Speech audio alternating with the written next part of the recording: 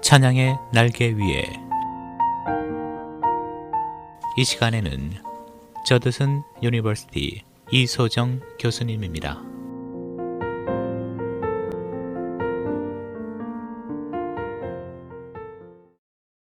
안녕하십니까. 찬양의 날개 위에 시간 진행을 맡은 이소정입니다. 계절이 교차하는 길목에 서서 11월의 첫째 주 월요일 아침을 맞이합니다.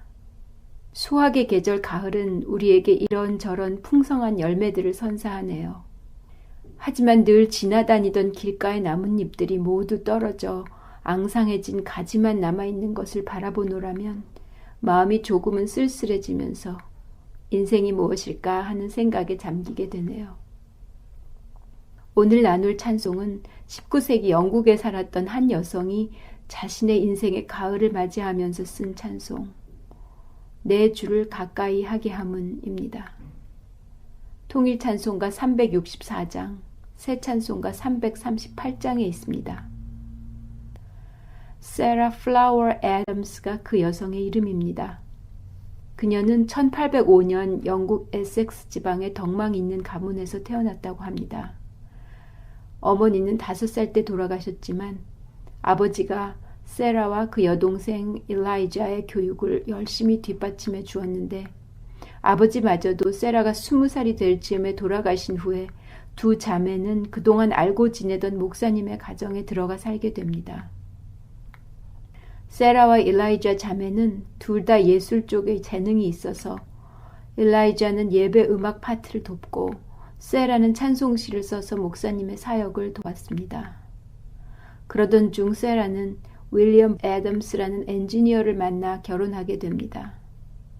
남편의 격려에 힘입어 세라는 배우로서의 커리어를 시작하고 셰익스피어의 연극에서 주연을 맡아 배우로서 승승장구하지만 어느 날 건강이 너무 나빠져 도저히 무대에 설 수 없게 됩니다.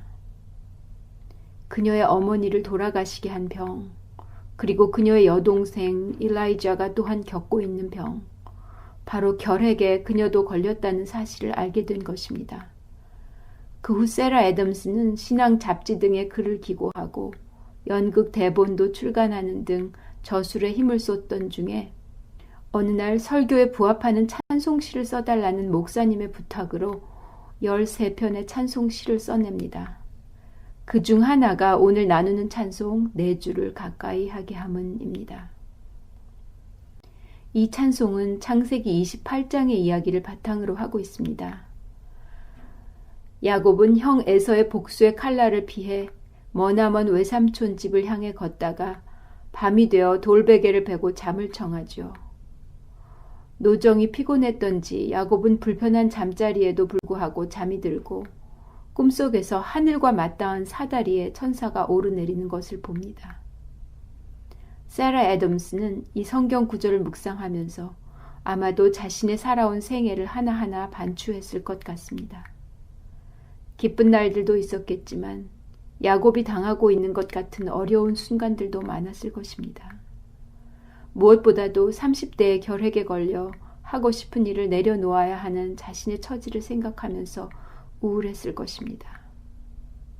그러나 그녀는 이 찬송에서 여러 번 반복되듯이 자신의 소원은 주님을 가까이 하는 것이라고 말합니다.